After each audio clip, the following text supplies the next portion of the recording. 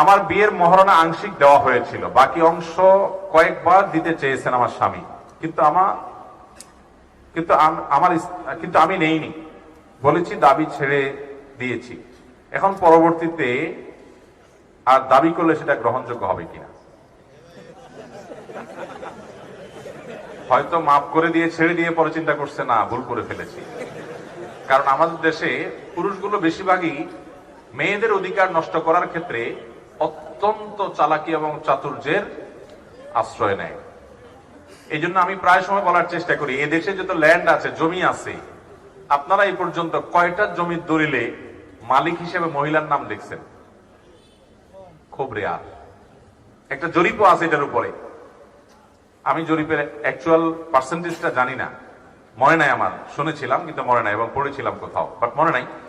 সেটা খুবই নগণ্য, এত কম সংখ্যক। এদেশে পুরুষের সংখ্যার চাইতে নারীর সংখ্যা একেবারে অনেক কম না?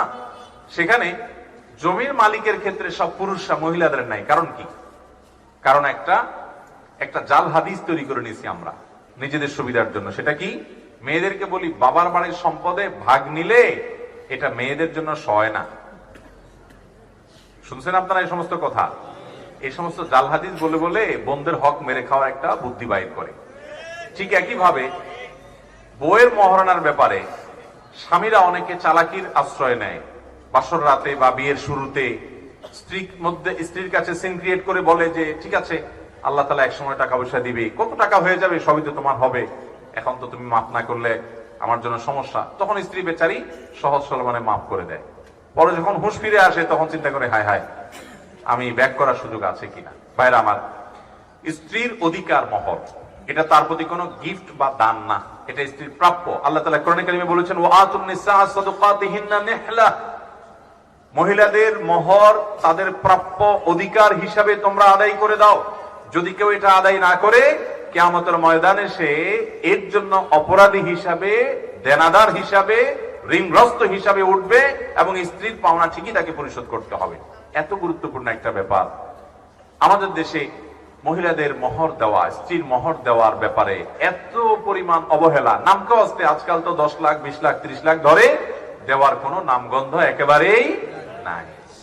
ভাইরা আমার, মহর পরিশোধ করতে হবে। যেটা দিতে পারবেন না সেই ফিগারে আপনি সম্মত হবেন না, যেটা দিতে পারবেন সেটাতে আপনি সম্মত হবেন। এখন কথা হলো, কোন স্ত্রী যদি তার মহর মাফ করে দেয় কিছু অংশ স্বামীকে, তো সে সম্পর্কে আল্লাহ তাআলা কোরআনে কারিমে বলেছেন যদি তারা তোমাদেরকে সন্তুষ্ট চিত্তে কিছু ছাড় দেয়, ফাকুলুহু হানিআম মারিয়া, তাহলে সেটা তোমরা ভোগ করতে পারো।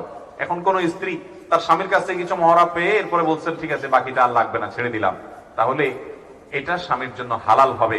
আর ছেড়ে দেওয়ার পরে বহুকাল পরে এসে স্বামী যদি এখন আবার দাবি করে, স্ত্রী যদি আবার দাবি করে না আমি আগে যেটা বলেছিলাম ভুল বলছিলাম, আমার এখন দিতে হবে, তো এখন দাবি করলে আর কাজ হবে। এই জন্য মাফ করার সময় হুঁশ করে হিসাব করে মাফ করতে হবে।